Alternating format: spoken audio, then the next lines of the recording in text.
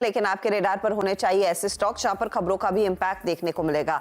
तो अब आपके लिए टॉप 10 हाजिर करेंगे। आज पहला स्टॉक जो आप फोकस में रखेंगे वो है अपोलो हॉस्पिटल का।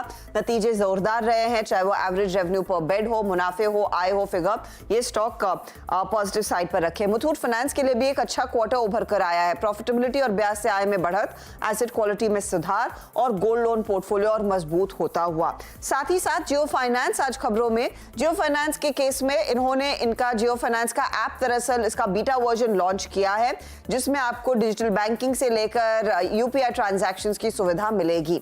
यही नहीं, आप ध्यान रखिएगा बीडीएल पर। बीडीएल यानी कि भारत डायनामिक्स, नतीजे काफी बढ़िया रहे हैं। मुनाफा 89% बढ़ा तो मार्जिन्स में 37% तक के लेवल्स आते हुए दिखाई दिए हैं। बहुत ही शानदार परफॉर्मेंस बीडीएल का।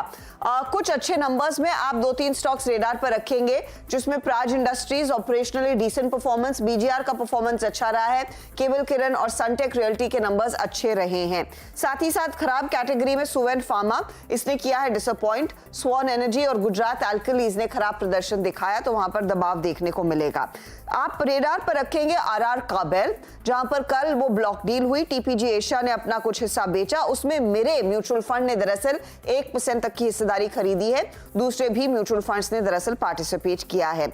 ऑफिस ने जो कल लिस्टिंग हुई, यहां पर गोल्डमैन सैक्स ने दरअसल कल मार्केट में उतरने के साथ ही स्टॉक के 10 लाख शेयर खरीदे। लगभग 1% तक का हिस्सा ऑफिस स्पेस सॉल्यूशंस में गोल्डमैन ने खरीदा है।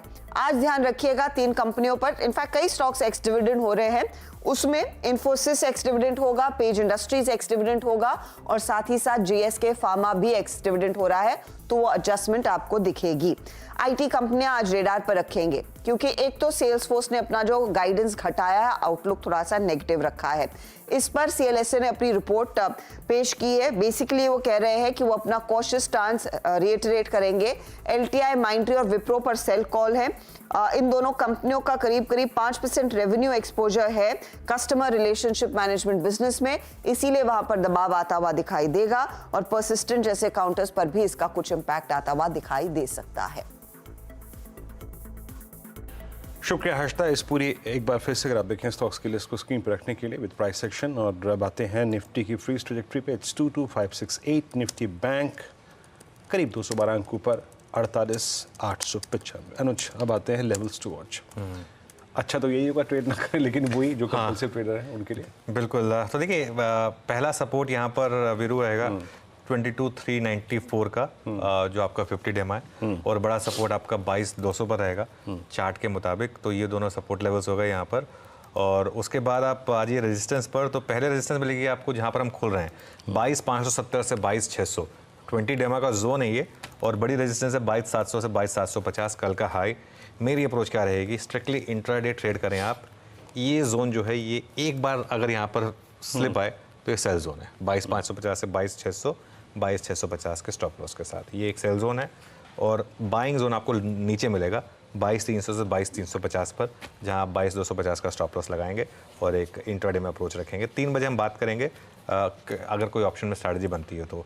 निफ्टी बैंक, अब निफ्टी बैंक ज़्यादा मजबूत इंडेक्स है, यहाँ पर एक रेंज है 48,300 से लेके 49,000 तक की। तो अब देखते हैं ये निफ्टी बैंक किस तरीके से आज बिहेव करता है। 48,400 टू 48,550 की बाय जोन है 48,300 के स्टॉप के साथ, और 48,800 टू 48,900 जहाँ पर हम खोल रहे हैं, ये सेल जोन है एक्चुअली 49,050 के स्टॉप लॉस के साथ। लेकिन ओनली कंपल्सिव ट्रेडर्स के लिए, ये ध्यान रखिएगा जी। और कल का दिन मुझे याद है, आई मीन